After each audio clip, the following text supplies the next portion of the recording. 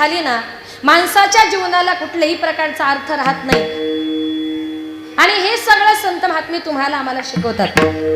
संप्रदायातला पहिला गुण जर बघितला तर नामदेवरायांजवळ असणारं प्रेम. नामदेवरायांनी भगवान परमात्म्यावर इतकं प्रेम केलं की नामदेव महाराजांच्या प्रेमा खातर जगाच्या मालकाने त्यांच्या बरोबर जेवण करावं.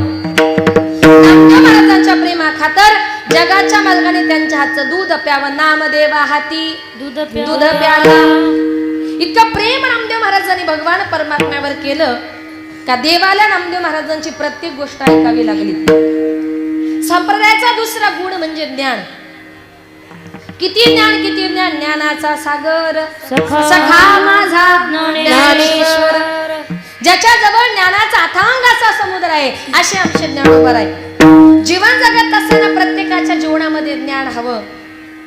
आताच्या काळामध्ये तुम्ही जर ज्ञानी असाल, नॉलेज इज पॉवर, ज्ञान हेच खरं सामर्थ्य. ज्ञान असेल तर लोक नमस्कार करतात ते तुमच्या ज्ञानाला, आणि तुम्ही अज्ञानी असाल तर जवळचीच लोक सहज टिंगल करतात. एका गावात एक माणूस सकाळपासून संध्याकाळपर्यंत फक्त दारू प्यायचा. त्याचा मुलगा इतका हुशार का त्याने 1ली पासून 10वी पर्यंत वर्गात कधीच 1 नंबर सोडला नाही. एक दिवस त्याच्या मुलाचा 10वीचा रिझल्ट होता. बापाला समजला आज मुलाचा रिझल्ट आहे. त्याच्या बापाने दारू पिली आणि तो शाळेच्या गेटच्या बाहेर जाऊन थांबला. प्रत्येक मुलगा आपला रिझल्ट घेऊन येऊ लागला. त्याने विचारलं, काय रे बाळा, किती नंबर आला? एका मुलाने सांगितलं, काका माझा 20 नंबर आला. दुसरा मुलगा आला, किती नंबर आला? माझा 15 नंबर आला. तिसरा मुलगा आला, किती नंबर आला? माझा 12 नंबर आला. आता याचाच मुलगा आला. तो बाप म्हटला, मग पिंट्या वर्गामध्ये काय दिवे लावले? तो पिंट्या नाचू लागला, उड्या मारू लागला. म्हटला, बाबा अहो सगळ्या वर्गामध्ये माझा 1 नंबर आला. तो बाप म्हटला, पिंट्या अरे लाज वाटत नाही का तुला? काय झालं बाबा? अरे लोकांच्या पोरांचे 15-15, 20-20 नंबर आणि तुझा फक्त 1च नंबर. याला कारण कुठेतरी अज्ञानीपणा. तुमच्या जवळ जर ज्ञान असेल तर प्रत्येक गोष्टीची किंमत तुम्हाला कळते. ज्ञानोबारायांजवळ इतकं ज्ञान विचार केला तर ज्ञानोबाराय तुमच्या माझ्यापेक्षा आजही वयाने लहान आहेत. पण आजही आता कार्तिकीची वारी जवळ आली, लाखोच्या संख्येने लोक गर्दी करतात. ज्ञानोबारायांचं दर्शन घेतलं 2-2 दिवस लोक बारीला लागतात. का? आपण नमस्कार करतोय त्यांच्या ज्ञानाला, म्हणून तुमच्या जवळ ज्ञान पाहिजे. संप्रदायाचा तिसरा गुण म्हणजे शांतता. किती शांतता! यवन अंगावरी थुंकला, प्रसाद देऊनी मुक्त केला. इतकी शांतता जवळ होती. एकनाथ महाराजांना शांतीब्रह्म ही पदवी प्राप्त झाली. पदवी प्राप्त झाल्याबरोबर आपल्याला जर एखादी पदवी मिळाली ना, बाकीच्या लोकांना त्याचं काही वाटत नाही, पण आपल्या भाऊबंधांना जरा जास्त वाईट वाटतं ना. त्यांना वाटतं आता हा मोठा झाला, मग त्याला मागे कसं खिसता येईल. एकनाथ महाराजांना शांतीब्रह्म नावाची पदवी मिळाली, मग एकनाथ महाराजांची शांतता भंग करायचे अनेक प्रयत्न केले. शेवटी त्यांच्या लक्षात आले एक उपाय करायचा. एकनाथ महाराजांच्या बायकोची टिंगल केली का एकनाथ महाराजांना राग येणार. ब्राह्मण मंडळी म्हटली, महाराज आज संध्याकाळी तुमच्याकडे भोजनाला यायचा विचार आहे. एकनाथ महाराजांनी सांगितलं, हरकत नाही, सगळ्या ब्राह्मण मंडळींनी भोजन करण्याकरता या. गिरिजा माऊलीने मस्तपैकी स्वयंपाकाची तयारी झाली. स्वयंपाक तयार झाला, ब्राह्मण मंडळी आली. प्रत्येक ब्राह्मणाला ताटं वाढण्यात आली. गिरिजा माऊली त्या ठिकाणी भोजन वाढण्याकरता आली. आता एकनाथ महाराजांना राग आणायचा आहे ना. गिरिजा माऊली ताटामध्ये काहीतरी वाढण्यासाठी खाली वाकली. दुसऱ्या ब्राह्मणानं उडी मारली आणि तो गिरिजा माऊलीच्या पाठीशी असा तिच्या गळ्याला कवळी मारून बसला. त्यांना वाटलं आता एकनाथ महाराज याला मारणार, महाराजांची शांतता भंग होणार. पण एकनाथ महाराज उलट म्हटले, गिरिजे अगं ब्राह्मणाचं लेकरू येते पडेल, त्याला जरा नीट सावर. जेवता जेवताच ब्राह्मण मंडळी पळाली. बरं बायकोची टिंगल केली तरी राग नाही. ठरवलं काय केल्यावर राग येईल. अंगावर थुंकलं की माणसाला राग येतो. 108 वेळा यवन अंगावर पान खाऊन थुंकला. अंगावर कोण थुंकतं हे बघितलं नाही. तो यवन अंगावर थुंकला, अपशकुन झाला. महाराज नदीवर जायचे, गंगेवर जायचे, स्नान करायचे आणि परत यायचे. असं 108 वेळा तो पान खाऊन थुंकला, पण अंगावर कोण थुंकतं हे बघितलं नाही. एकनाथ महाराज खाली उतरले, त्याचे पाय धरले. त्यानं महाराजांचे पाय धरले, सांगितलं महाराज मला माफ करा, मी विनाकारण तुम्हाला त्रास दिला. एकनाथ महाराज म्हटले बाबा माफी मागण्याची गरज नाही. आज तू माझ्या अंगावर 108 वेळा पान खाऊन थुंकला ना, त्याच्यामुळे मी धन्य झालो. म्हणे कसं काय? एकनाथ महाराज म्हटले तू 108 वेळा माझ्या अंगावर पान खाऊन थुंकल्यामुळे मला त्या गंगेचं 108 वेळा स्नान करण्याचं पुण्य माझ्या पदरी पडलं. याला म्हणतात शांतता. महाराज नदीवर स्नान करता गेले. एक विंचू पाण्यात तडफडत होता. महाराजांना वाटलं त्या विंचवाला वाचवावं. महाराजांनी त्या विंचवाला हातावर घेतला. हातावर घेतल्याबरोबर तो महाराजांना वाचवल्याबरोबर थँक्यू म्हणाला असेल का? विंचवाचा स्वभाव काय आहे? नांगी मारणं. त्यानं महाराजांना ठणका मारला. हाताला झटका बसला. विंचू पाण्यात पडला. महाराजांनी पुन्हा त्याला हातावर घेतलं. त्यानं पुन्हा ठणका मारला. एक माणूस म्हटला महाराज तुम्ही त्या विंचवाला वाचवण्याचा प्रयत्न करताय, पण त्याला कुठे कळतंय तुम्ही त्याला वाचवताय? अहो जाऊ द्या ना, मरू द्या. एकनाथ महाराज म्हटले तसं नाही. नांगी मारणं हा त्याचा स्वभाव आहे, पण त्याला वाचवणं हा माझा स्वभाव आहे. समोरचा माणूस जर वाईट वागतोय, मग मीही जर त्याच्यासारखं वाईट वागायचं, मग त्याच्यात आणि आपल्यात बदल काय राहिला? समोरचा वाईट वागतोय, आपण चांगलं वागा. तो त्याचा स्वभाव सोडत नाही वाईट वागण्याचा, आपण आपल्या चांगल्या वागण्याचा स्वभाव सोडू नका. जन्माला आल्यानंतर प्रत्येक माणसाचा एक स्वभाव असतो आणि माणसाचा स्वभाव कधी बदलत नाही. अगदीच आपल्या गावठी भाषेमध्ये सांगायला जर गेलो, कुत्र्याची शेपटी वाकडी ती वाकडी असंच म्हणतात ना तुमच्याकडे. काथा जळतो वळ जळत. थोडक्यात त्या माणूस मरतो, पण त्याचा स्वभाव कधी चेंज होत. उदाहरण तुम्हाला सांगेल. एका गावात एक बाई रस्त्याने चालली होती.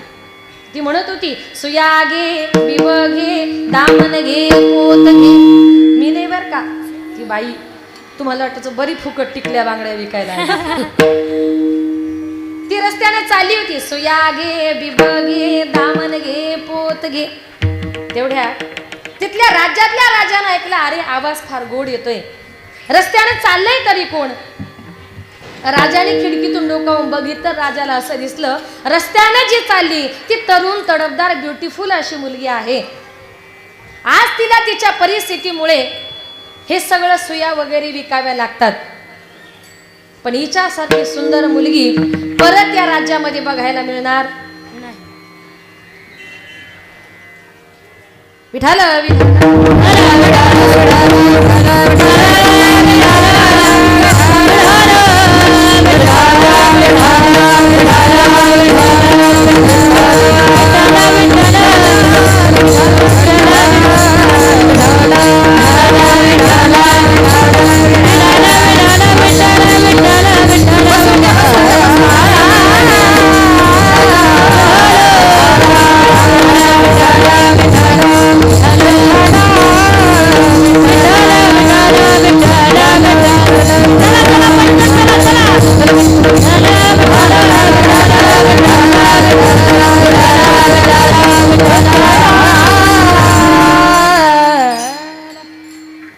कुठपर्यंत आलो होतो का? गेले घरी नाही ना. राजाने विचार केला की अरे दादा समोर येऊन देऊ नका, तिकडेच बसवा. गवाडे साहेब तिकडेच बसवा, तिकडेच बसवा. नाही बरोबर, आता जागाच नाही पुढे सरकार, तिकडेच बसवा, मध्ये डिस्टर्ब नको. राजाने विचार केला की अरे दिसायला मुलगी सुंदर आहे, हिच्या परिस्थितीमुळे आज तिला गावोगावी हे टिकल्या बांगड्या वगैरे घेऊन फिरावं लागतंय, पण हिच्यासारखी सुंदर मुलगी परत या राज्यात बघायला मिळणार नाही. म्हणून राजाने विचार केला लग्न करील तर हिच्याशी कोणाशी? ती टिकली बांगडी विकणाऱ्या मुलीशी. ठरवलं राजाने. तिथे काय राजा बोलेन दल हाले. राजा तसा तिथून निघाला आणि तिला रस्त्यात आडवा झाला आणि तिला म्हटला काय ग लग्न करतेस का माझ्याशी? ती म्हटली राजा लाज वाटत नाही का तुला? माझ्याशी लग्न करायचे मला का विचारतो? जरा माझ्या बापाला जाऊन विचार. बापाला विचारू म्हणतेस? म्हटली हो. राजा तसा तिथून निघाला आणि तिच्या बापाकडे गेला. सांगितलं बाबा तुमच्या मुलीशी लग्न करण्याचा मानस आहे, तुमच्या मुलीबद्दल मला सगळी कल्पना आहे, काय म्हणणं आहे तुमचं? बापाने सांगितलं मुलगी माझी आहे, संसार माझ्या मुलीला करायचा आहे, थोडासा दोन शब्द जरा मुलीला विचारतो. राजा म्हटला काय हो? मगाशी मुलीला विचारलं तर ती सांगते माझ्या बापाला विचार. आता बापाला विचारलं तर बाप म्हणतो थांबा मुलीला विचारतो. म्हणजे तुम्हाला काय मी फुटबॉल वाटलो इकडून तिकडे फेकायला? मी राजा आहे, तुम्हाला द्यायचा असेल तर हो बोला, नाही तर सरळ नाही बोला. बापाने विचार केला, अरे आपण कुठे राजाच्या दारात गेलो, स्वतःहून राजा आलाय ना. सांगितलं ठीक आहे, माझी मुलगी मी तुम्हाला देतो म्हटल्यानंतर राजवाड्यामध्ये मोठ्या आनंदानं मोठ्या उत्साहानं लग्नाच्या सोहळ्याला सुरुवात झाली. आणि एक दिवस त्या दोघांचं लग्न लागलं. 2-4 दिवसापूर्वी गावोगावी फिरणारी ती मुलगी कोण झाली? राजाची राणी झाली. राजाची राणी झाली, राज दरबारामध्ये गेली. आता राजाची राणी म्हटल्यानंतर तिथे काय विषय हो? फक्त एका जागी बसायचं, कुठलंच काम करायचं नाही. 20-25 दाशातीची सेवा करण्याकरता. पण विचार करा, गेल्या दिवसातून 17 गाव फिरायची सवय. एका जागी बसून गोड लागेल. दिवसभरातून 2-4 वेळा 500 पकवानाचं भोजन समोर यायचं. ताट समोर आलं, एखाद्या कोपऱ्याला ढकलून द्यायची आणि 7-8 दिवसांनी सळी तुकडे झाले का कडाकड फोडून खायचे. कारण ताजं खाणं हा तिचा स्वभावच नव्हता. हिंदू धर्माच्या प्रथेप्रमाणे राजवाड्यामध्ये एक मोठी सत्यनारायणाची पूजा आयोजित करण्यात आली. पूजा वगैरे पार पडली. ननंदबाई पुढे आली, म्हटली वहिनी जरा नाव घ्या. आता नाव घ्या म्हटल्यावर थोडीशी लाजली आणि तिने नाव घ्यायला सुरुवात केली. नवऱ्याचं नाव होतं हरिश्चंद्र राजा. मी घेऊ का नाव? नाव घेऊ का मी? बरं, मी घेतल्यावर तुम्ही घेणार ना, तर मी घेते, नाही तर मी तरी कशाला घेऊ? आमचे पतिदेव समोरच बसले. बरं, मी एकटी घेते, तुम्ही लक्षात ठेवा, एखाद्या लग्नात तुम्हाला एक काम येईल. बरं, खूप चांगलं नाव आहे. तिने नाव घ्यायला सुरुवात केली. पांढऱ्या दुधाची मऊ मऊ साय, पांढऱ्या दुधाची मऊ मऊ साय, हरिश्चंद्र राजाची बायको नाव घेते भाकरवाडी. राजाची राणी जरी झाली, तिचा भाकरी मागण्याचा स्वभाव गेला का? एकनाथ महाराज म्हणतात, आधी होती दासी हो, आधी होती दासी, पटकनी केली तिसी, तिचे ठिकाणी राहीना, स्वभाव राहीना, तिचे ठिकाणी राहीना, स्वभाव राहीना, स्वभाव राहीना, तिचे ठिकाणी राहीना, स्वभाव राहीना. आधी होती दासी, पटकनी केली तिसी, आधी होती दासी, पटकनी केली तिसी, तिचे ठिकाणी राहीना, स्वभाव राहीना,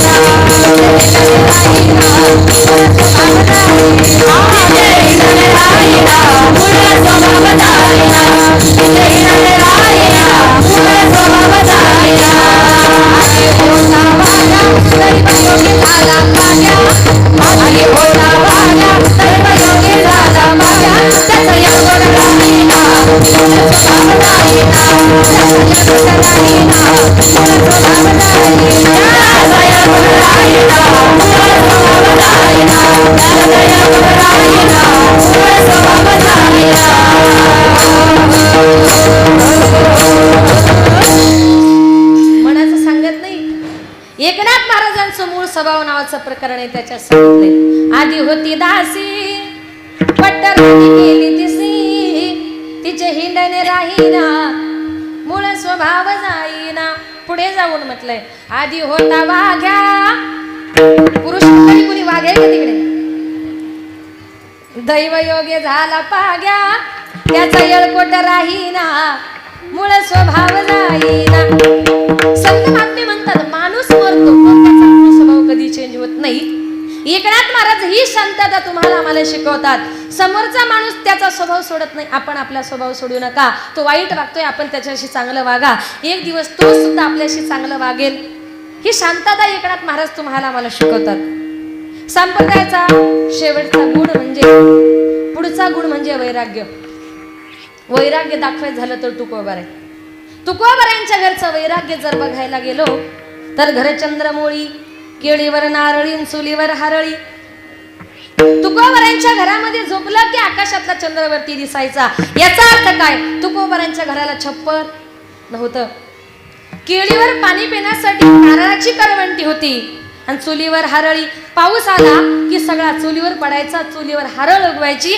याचा अर्थ काय? तुकोबारांच्या घरातली चूल सुद्धा कधी पेटत नव्हती. तुकोबारे पूर्वीच्या काळचे म्हणजे खूप मोठे श्रीमंत सावकार. एक दिवस चोरांना वाटलं, अरे तुकोबारांच्या घरी जावीन चोरी करावी. चोर तुकोबारांच्या घरी चोरी करण्याकरता गेले. महिला मंडळ एका प्रश्नाचं पटकन उत्तर द्या. आपल्या घरी जर चोर जर चोरी करायला आले तर पहिले कुठून डोकून बघतात? कुठून कुठून? खिडकीतून. चोरी केली वाटतं. कुठून बघतात? खिडकीतून. यांच्या घरामध्ये काय काय हे खिडकीतून डोकून बघतात. तसं चोरांनी तुकोबारांच्या खिडकीतून डोकावून बघितलं तर त्यांना असं दिसलं, आपण ज्यांच्या घरी चोरी करायला आलोय त्या घरामध्ये आईनं कडकडत्या थंडीच्या दिवसामध्ये एक माता आपल्या अंगावरचा पांघरता पदर जमिनीवर अंथरून 2 मुलांना त्या पदावर घेऊन झोपली होती. कडाक्याची थंडी पडली होती. ती आई आणि ती 2 मुलं थंडीमध्ये कुडकुडत होती. त्यांना अंगावर घ्यायला गोधडी सुद्धा नव्हती. चोरांनी विचार केला की अरे, आईनं कडकडत्या थंडीच्या दिवसामध्ये ज्यांना अंगावर घ्यायला गोधडी सुद्धा नाही त्यांच्या घरात काय असणार हो? चोर तुकोबारांच्या घरी चोरी करायला गेले. तुकोबारांच्या घरातून काही नेलं नाही. तोंड लपवण्याकरता अंगावर जी काही घोंगडी नेली होती ना, तुकोबारांच्या बायकोची मुलाची दया आली. चोरांनी आपली घोंगडी तुकोबारांच्या बायकोच्या मुलाच्या अंगावर टाकली आणि चोर आपल्या घरी निघून गेले. तुकोबाराय म्हणतात, हे आमच्या घरचं वैराग्य. आम्ही सदैव सोडके, आम्ही सदैव सोडके, आम्ही सदैव सोडके, आम्ही सदैव सोडके.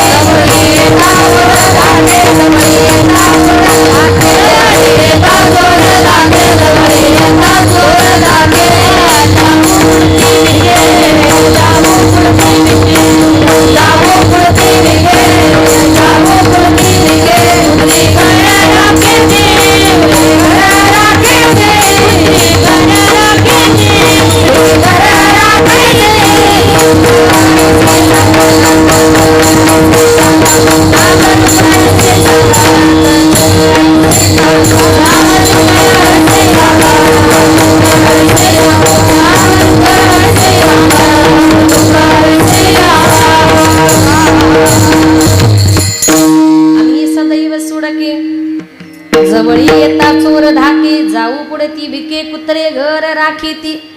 आमच्या घराचं रक्षण चोरांनी करावं, कुत्र्यांनी करावं, हे आमच्या घरचं वैराग्य.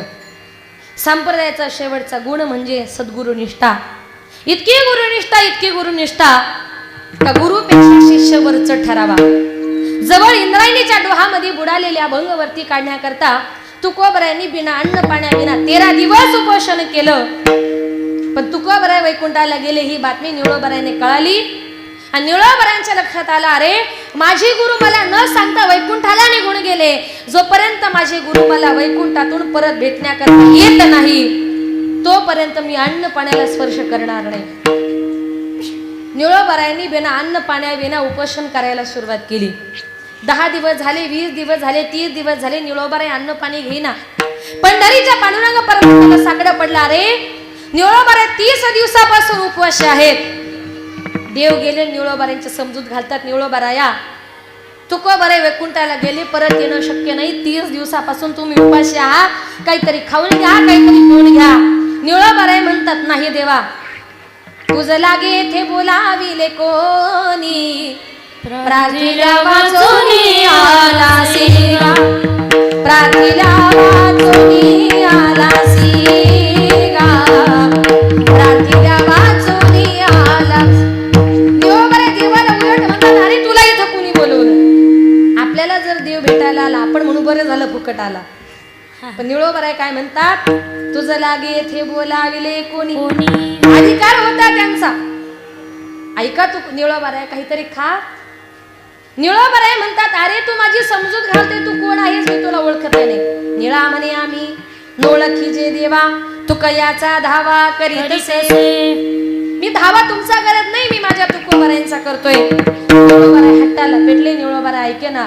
शेवटी 30 दिवस झाले, 40 दिवस झाले आणि 42व्या दिवशी वैकुंठाला गेले तुकोबाराय. निळोबारायांना भेटण्याकरता खाली वैकुंठामध्ये आले. विचार जर केला तर आपली बायको आपल्याकरता 42 सेकंद उपाशी राहते. म्हणते टाईम आहे का तुम्हाला, मग मी जेवून घेते. पण आपल्या गुरु करता एक शिष्य 42 दिवस उपाशी राहिला, याला म्हणतात गुरुनिष्ठा. आणि हीच गुरुनिष्ठा या अभंगात निळोबाराय तुम्हाला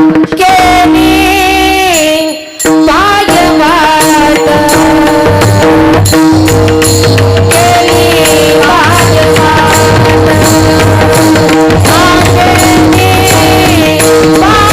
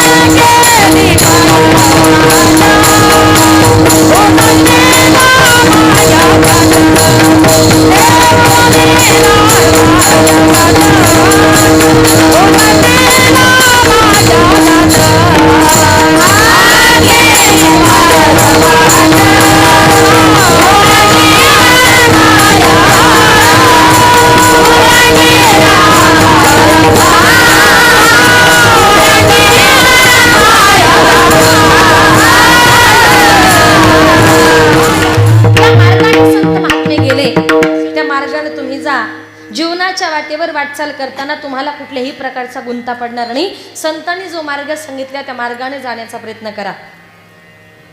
जीवन जगत असताना संत महात्मे म्हणतात प्रत्येकाने चांगलं जीवन जगलं पाहिजे. तुम्हाला गुणगान जर करायचं असेल, गुण गायन आवडी, भगवंताचं गुण माणसाने आवडीनं गायलं पाहिजे. काही काही लोक कुणाचे गुणगान करतात. एका गावात 2 डॉक्टरच्या बायका बसल्या बसल्या बोलता बोलता दोघींचं भांडण झालं. ही सांगते माझा नवरा हुशार, ती सांगते माझा नवरा हुशार.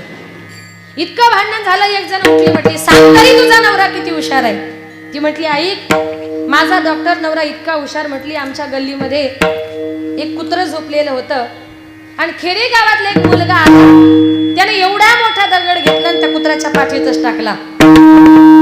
त्याच्यामुळे म्हटली त्या कुत्र्याची शेपटीच तुटली. शेपटी एका बाजूला आणि कुत्रं एका बाजूला. ते कुत्रं इतकं रडायला लागलं.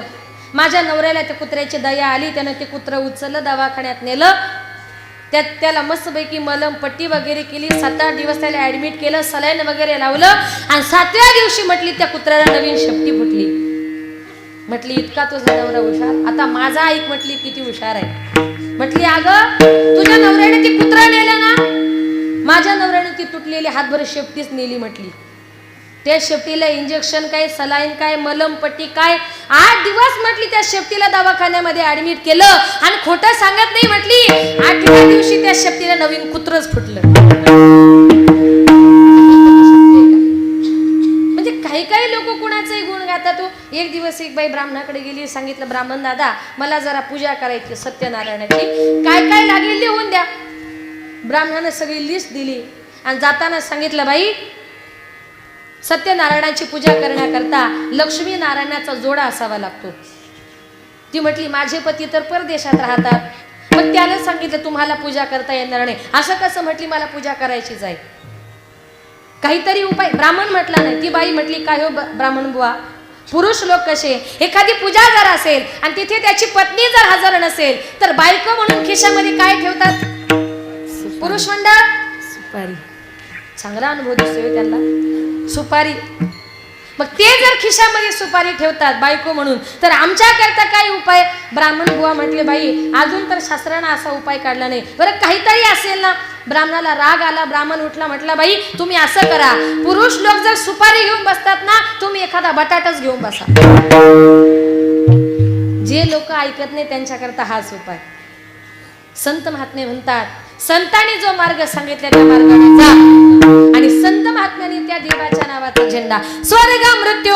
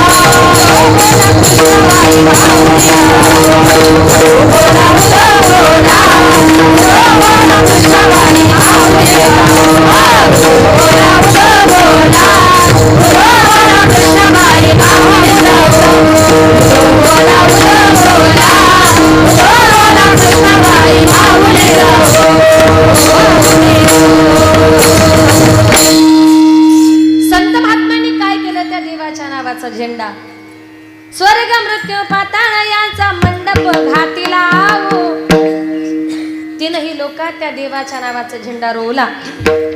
म्हणून तर संत महात्मे तुम्हाला आम्हाला सांगतात, संतांनी काय केलं, केली पाय वाट उल्लंघिला माया घाट. आमच्या संतांनी मायेचा डेंजर असा घाट पार केला. तुम्ही सांगाल आम्हाला बरेच घाट माहिती आहे, पण हा माया घाट नेमका कुठे, तर नीट ऐका. माया या शब्दाचा अर्थ काय, मा म्हणजे ना, मा म्हणजे जी, माया म्हणजे जी अस्तित्वात नाही अशी ती माया. माया म्हणजे वांजेच्या मुलासारखी, माया म्हणजे ससाच्या शिंगासारखी. माया नावाची गोष्ट दिसत नाही, पण तिने अनेक मोठ्या मोठ्या लोकांना फसवलं. ज्या वेळेला भगवान महादेव जंगलामध्ये तपश्चर्या करत होते आणि भगवान शंकर तपश्चर्या करत असताना त्या जंगलामध्ये एक भिल्लीने लाकडे गोळा करण्याकरता आली. ज्या वेळेला त्या भिल्लीने भगवान शंकरांना बघितलं ना, भगवान शंकर त्या भिल्लीनेला बघतायत, तपश्चर्या सोडली आणि भगवान शंकर त्या भिल्लीनेच्या मागे पळत सुटले. मायेनं पहिली धडक मारली ती शंकराला, धडक मारिली मारिली मारिली शंकरा, धडक मारिली मारिली मारिली शंकरा, धडक मारिली मारिली मारिली शंकरा, धडक मारिली मारिली मारिली शंकरा.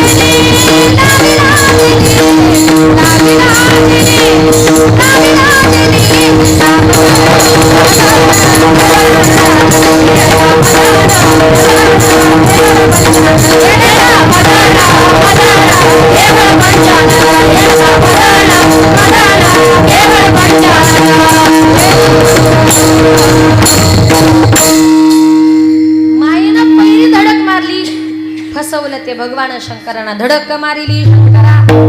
दुसरं, केला ब्रह्मयाचा मातेरा.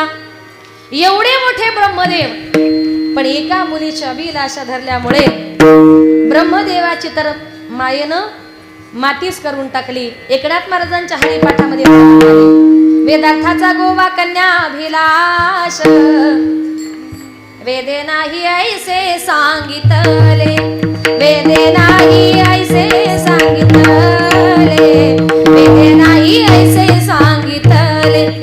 एवढा मोठा ब्रह्मदेव पण एका मुलीच्या अभिलाषा धरल्यामुळे ब्रह्मदेवाची तर मायेनं माती करून टाकली. केला ब्रह्मयाचा मातेरा. इंद्र चंद्रा सितारा. इंद्रानं काय केलं, गौतम ऋषींची पत्नी अहिल्याईचा विनयभंग केला. विनयभंग केल्यानंतर गौतम ऋषींनी इंद्राला शाप दिला, इंद्रा तू माझ्या बायकोचं पतिव्रत्य भ्रष्ट केलंस, तुझ्या अंगावर हजारो भोके पडतील. असं म्हटल्याबरोबर इंद्रा पडली भग, चंद्र झाला काळा, नारद चुकला चाळा भजनाचा. गौतम ऋषींच्या शापानुसार इंद्राच्या अंगावर हजारो भोके पडली, चंद्र काळा झाला. आजही चंद्रावर काळा डाग आहे. आपण पौर्णिमेचा सुंदर चंद्र बघितला, लोक म्हणतात आज चंद्रावर ससा आहे, कोणी म्हणतं वड आहे ना.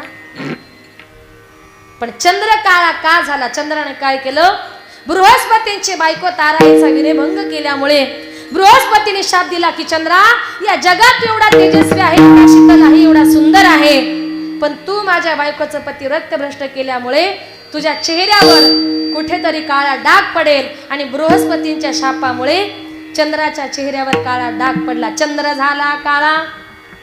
आणि नारद चुकला चाळा भजनाचा. रात्रंदिवस नारायण नारायण म्हणणारे नारद मुनी एक दिवस भगवान श्रीकृष्णाच्या जवळ आले. भगवंतांना म्हणतायत, देवा अरे तुला 16,108 बायका आहेत, तुला काही प्रॉब्लेम नाही रे देवा. तसं नाही, मला एकही नाही.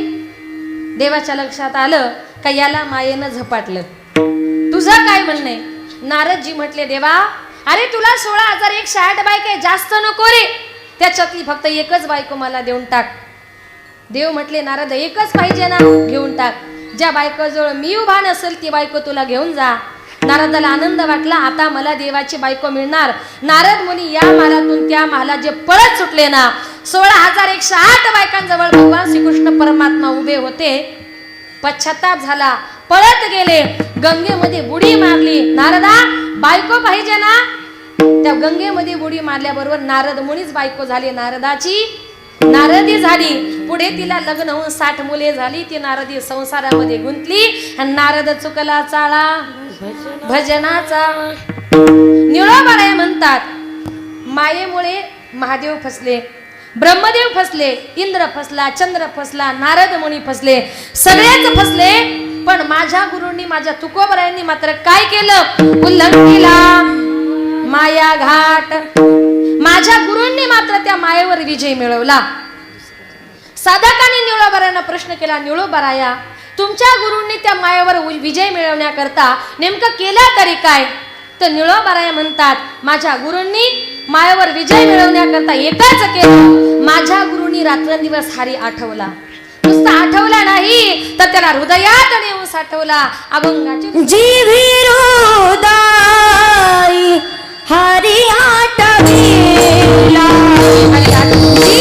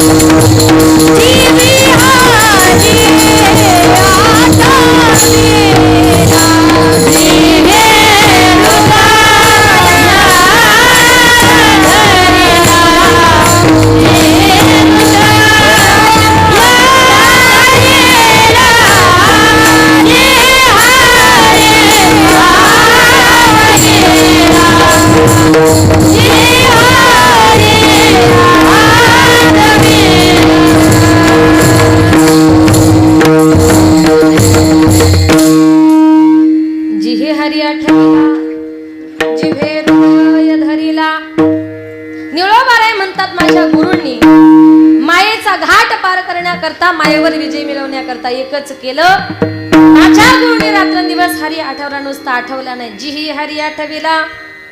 हृदयापासून त्याचं जे नामचिंतन केलं, जीवापासून नामचिंतन केलं. जिभे म्हणजे जीभ, जिभेवर घेतलेलं नाम माझ्या गुरुने हृदयापर्यंत नेलं. कीर्तनकार म्हणतात, बाबांनो टाळ्या वाजवा, विठ्ठल विठ्ठल म्हणा. कीर्तनकारानं कितीही सांगू द्या, पण तुम्ही काही विठ्ठलाचं नाव घेत खुशाल नाही म्हणता. आपण विठ्ठलाचं नाव घेत नाही. काही काही लोक कीर्तनकार बघतायत, म्हणा विठ्ठल विठ्ठल.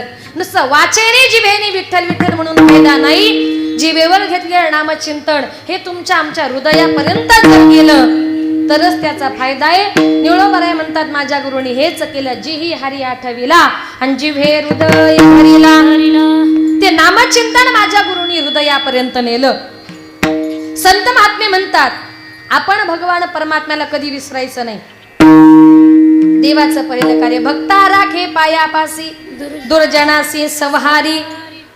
आपण देवाला कितीही विसरण्याचा प्रयत्न करा, देव आपल्या भक्ताला कधी विसरत नाही. एक सुंदर उदाहरण तुम्हाला सांगते.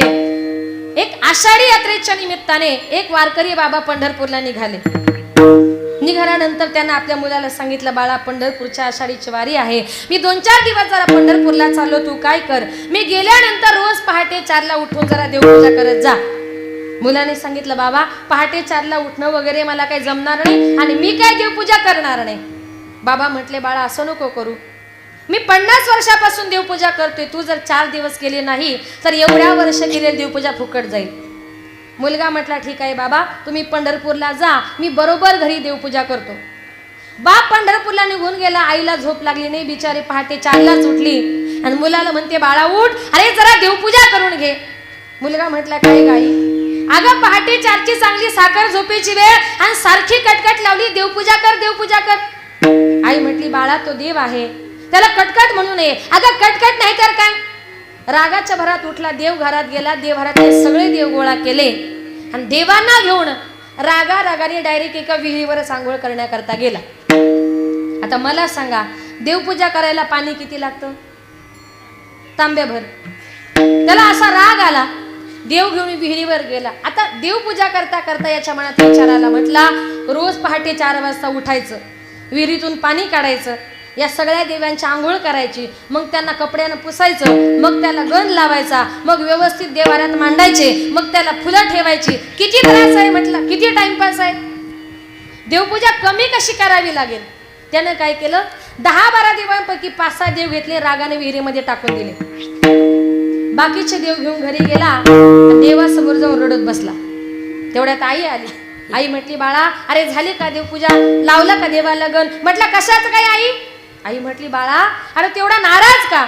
म्हटलं कसं आहे नाही, अगं मगाशी देवान घेऊन विहिरीवर आंघोळ करण्याकरता गेलो, पण आंघोळ करता करता की नाही 5-6 देवांनी विहिरीमध्ये जीवन. आता त्यांना सुतक पडलं, मग गण कुठून लावायचा. आई म्हटली बाळा अरे देव कधी जीव देतात का, देवाला कधी सुतक पडतं का, देवाची टिंगल करतो का. रागाच्या भरात उठली आणि त्याच्या ताडकन एवढी जोरात थोबाडीत मारले, असा राग आला. रागाच्या भरामध्ये सकाळी सकाळी उठला आणि रागाने डायरेक्ट आपल्या सासूरवाडीलाच निघून गेला. सासूबाई दारातच उभी होती. जावया लांबून बघितलं, लांबूनच म्हणते जावई बापू अहो बरं झालं आलात, अहो देवानच तुम्हाला पाठवलं, अहो पंढरीच्या पांडुरंगानेच तुम्हाला पाठवलं. जावई म्हटलं सासूबाई अहो सकाळी सकाळी 6 वाजता एवढं कौतुक कशा करता चाललंय, देवानं पाठवलं पांडुरंगानं पाठवलं. ती म्हटली कसं नाही जावई बापू, काल तुमचे वडील आमच्या घरी आले, तुमच्या सासऱ्यांना अगदी जबरदस्तीने पंढरपूरला घेऊन गेले. मला कालपासून चिंता पडली होती, देवपूजा कोण करेल देवपूजा कोण करेल. म्हटली बरं झालं टाईमावरच आला. म्हटलं तिकडून सुटलो आणि इकडे आलो. आता पहाटे 4ला सासूबाईने उठवलं. जावयाची देवपूजा म्हटल्यानंतर सासूबाईने अगोदरच सुगंधी फुले, सुगंधी अगरबत्त्या, सुगंधी अत्तर, सगळ्या सुगंधी वस्तू आणून ठेवल्या.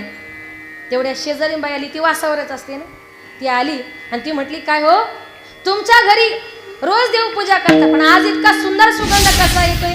ती म्हटली कसं आहे ना, काल आमचे हे पंढरपूरला गेले, योगायोगाने जावई आले, मग जावयाची देवपूजा म्हणजे सगळ्या कशा हायफाय गोष्टी पाहिजे.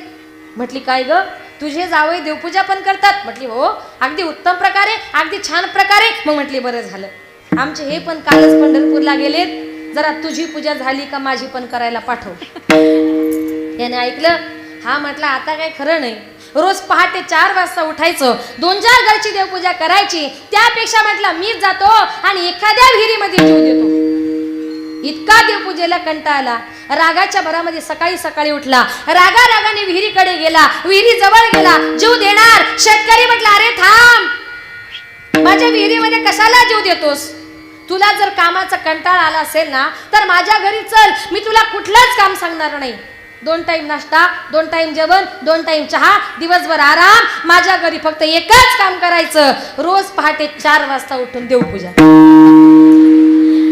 तुम्ही जीव जरी द्यायला गेले, देवतारी त्याला कोण मारे. संत महात्मे म्हणतात बाबांनो, देवाची टाळटाळ करण्यापेक्षा आपुला तो एक देव करणे गावाते नेवेन जीवा संकल्प आपुला तो एक देव करणे गावाते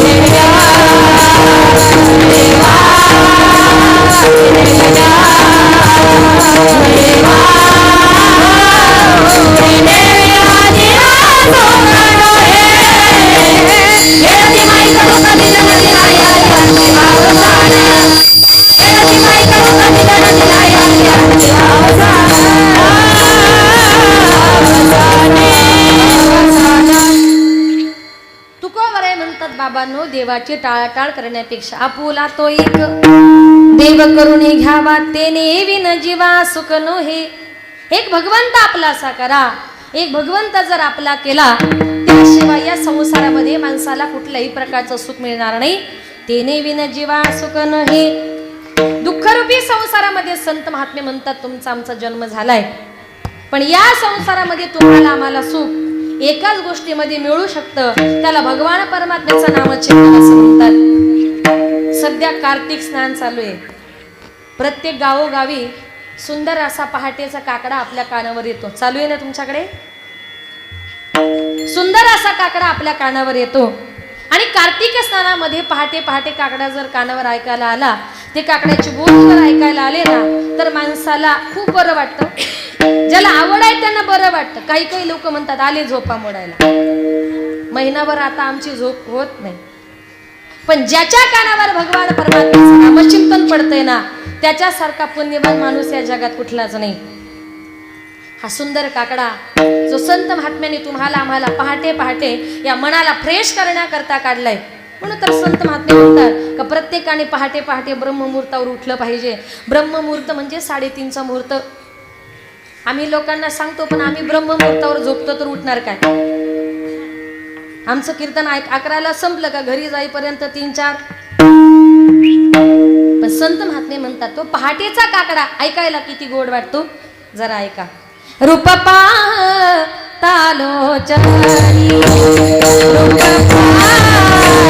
पातालोचनी, सुख झाले उसाचनी, तो हवीत लवलवा, तो हवीत लवलवा. वचन ऐका कमळापती, वचन ऐका कमळापती, माझी रंगाची वीणा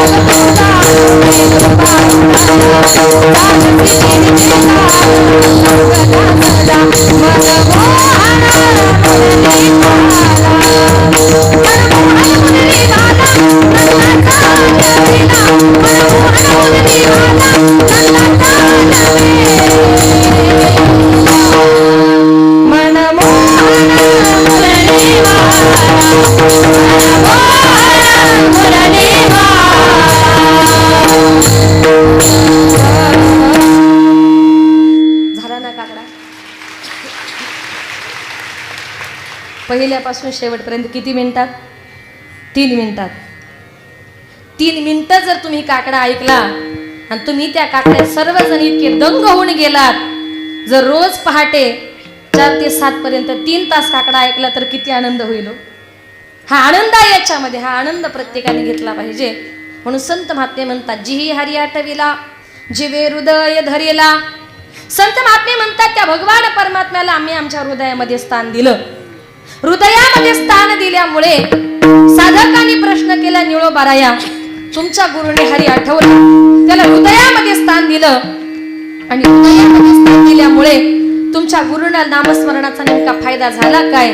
निळोबाराय म्हणतात, माझ्या गुरूंनी रात्रंदिवस ते विठ्ठलाचं नामचिंतन केल्यामुळे माझ्या गुरूंनी काळाला जिंकलं आणि माझे गुरु वरच्या भूमंडळाला गेले. अभंगाचे 3रे चरण. जिंकून या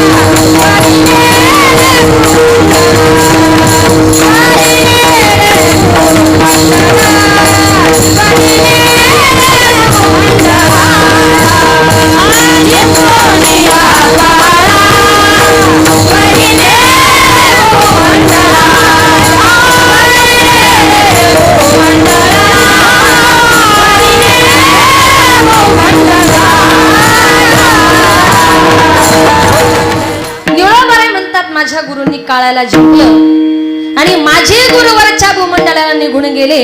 ही ताकद आहे नामचिंतनाची. जगा काळ खाय आम्ही माथा दिला पाय. जगाला खाणारा तो काळ तो यम. तुकोबरे म्हणतात, त्या काळावर आम्ही विजय मिळवला. याला कारण का? आम्ही केलं ते देवाचं नामचिंतन. म्हणून संत महात्मे मी मगाशी प्रमाण दिला, आपुला तो एक देव करून घ्यावा. जन्माला कुठला तरी एक भगवंत माणसाने आपल्या असा करा. एका देवाची माणसाने भक्ती केली पाहिजे. आज या ठिकाणी प्रसन्न सुंदर असं साईबाबांचं मंदिर आहे. आतमध्ये ज्या वेळेला मंदिरात प्रवेश केला त्या टायमाला कुठेतरी आतमध्ये गेल्याबरोबर जणू काही आपण शिर्डीच्या मंदिरामध्ये साईबाबांचं दर्शन घेतोय. इतकी सुंदर भव्य दिव्य साईबाबांची मूर्त. आणि आपले आदरणीय विनोद भाऊ बोराडे यांचा वाढदिवस 1 जानेवारीला असतो. त्यांची इतकी त्या साईबाबावर श्रद्धा आहे का दरवर्षी ते आपल्या वाढदिवसाच्या दिवशी साईबाबांचं दर्शन घेण्याकरता जातात. का तर त्यांना त्या देवाविषयी आवड निर्माण झाली. त्या देवाची आपण वारी केली पाहिजे. तुम्ही कुठल्याही पायी वारीला जा, आळंदीला जा, पंढरपूरला जा, शिर्डीला जा. ज्या वेळेला साईबाबाचे भक्त त्यांना खांद्यावर घेतात ना, तुला खांद्यावर घेईन, तुला पालखीत मिरवीन, तुला खांद्यावर घेईन, पालखीत मिरवीन, साईबाबा शिर्डीला, साई चालत येईन, साईबाबा शिर्डीला, साई चालत येईन, साईबाबा शिर्डीला, साई चालत येईन, साईबाबा शिर्डीला, साई चालत येईन, साई चालत येईन, या शरणागती वाटा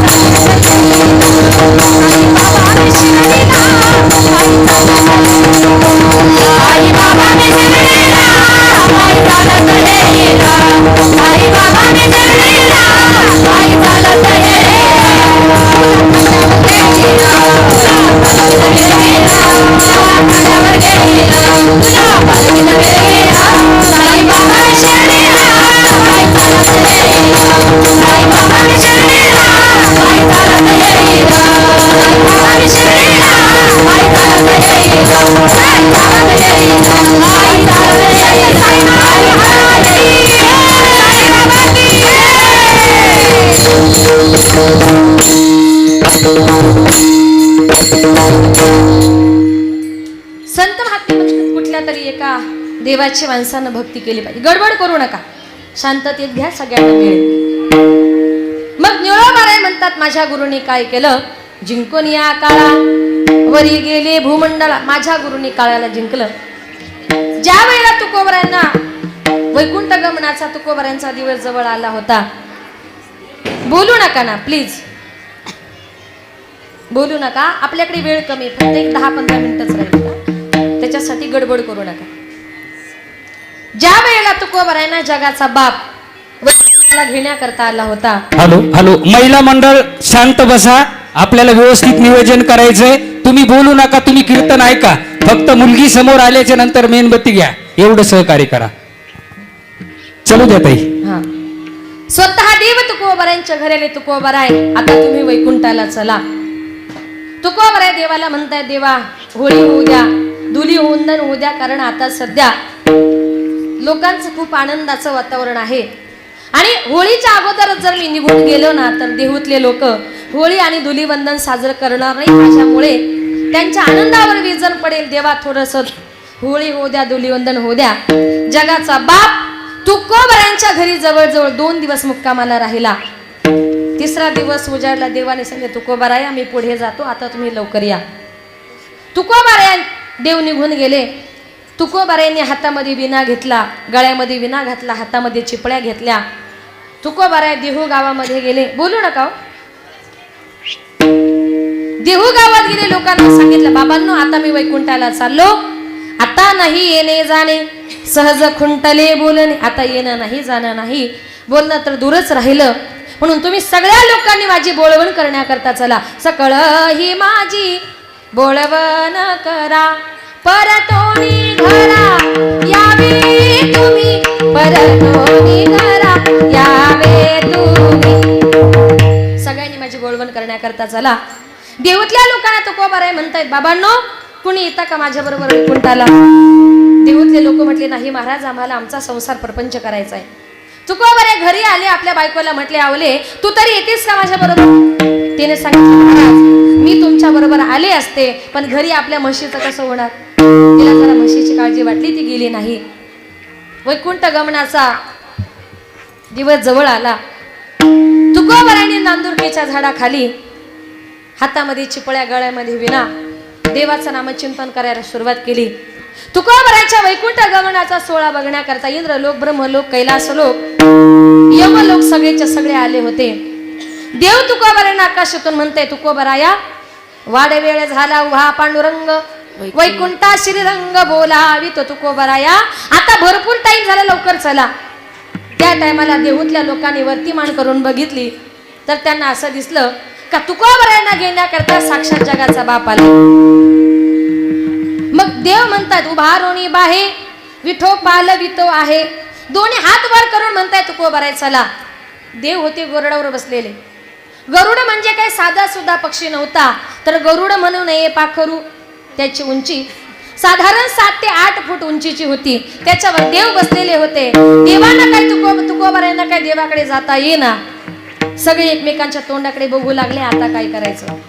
त्यावेळेला मृत्यू लोकाचा स्वामी यमराज वशाला लाजला आणि त्याच्या लक्षात आलं की अरे या मृत्यू लोकातून एकही माणूस आपला देह घेऊन वैकुंठामध्ये गेला नाही, पण आज तुकोबराय सदेह वैकुंठाला चालले. हे यमाच्या लक्षात आल्याबरोबर तो यमराजा गरुडाच्या पुढे ओनवा म्हणजे आडवा झाला. त्या गरुडाच्या यमाच्या माथ्यावर तुकोबरायांनी पाय दिला आणि तुकोबराय वरच्या भूमंडळाला गेले. म्हणून संत महात्मे म्हणतात जिंकून या काळा वरी गेले भूमंडळा. वरती गेल्याबरोबर तुकोबरायांना ब्रह्मदेवाच्या वरची जागा मिळाली. निळा म्हणे ब्रह्मीशान वरी लाविले निशान. हे सगळं माझ्या तुकोबरायांनी कशा करता केलं, कशाच्या जोरावर केलं. ज्या देवाचं तुकोबराय नामचिंतन केलं आणि ज्याच्यामुळे तुकोबराय वैकुंठाला गेले त्या देवाचं एकदा सगळ्यांनी मोठ्या प्रेमाने हातानं टाळी परमेश्वराचं नामचिंतन. विठोबा रघुमा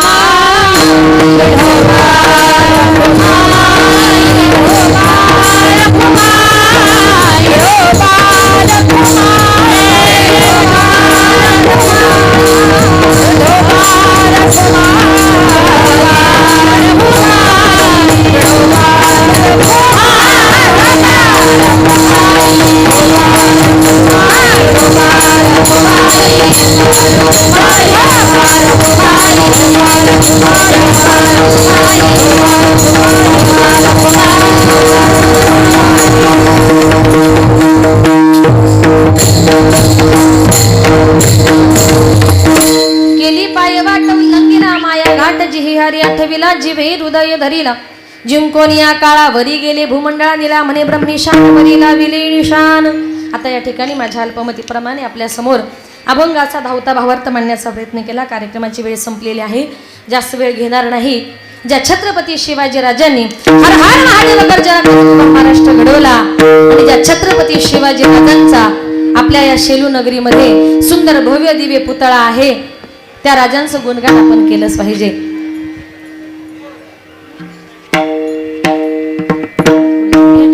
सांगा ना, फेट्या व्हायला आहेत का? किती किती मिनिटं लागतील बांधायला? नाही बांधायचं का?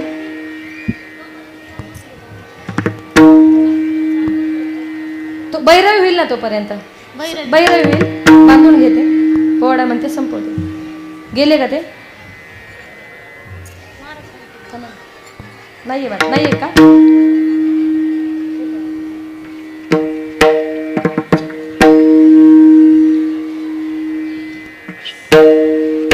नाहीये का? बरं असो. ज्या छत्रपती शिवाजी राजाने हर हर महादेव गर्जना करत उभा महाराष्ट्र घडवला, त्या राजांचं गुणगान आपण केलं पाहिजे. एका माणसानं मला प्रश्न विचारला, ताई तुम्ही राजे राजे म्हणता, तुमचे राजे नेमके होते तरी कोण? देव होते का? नीट ऐका, छत्रपती शिवाजी राजे नेमके होते तरी कोण?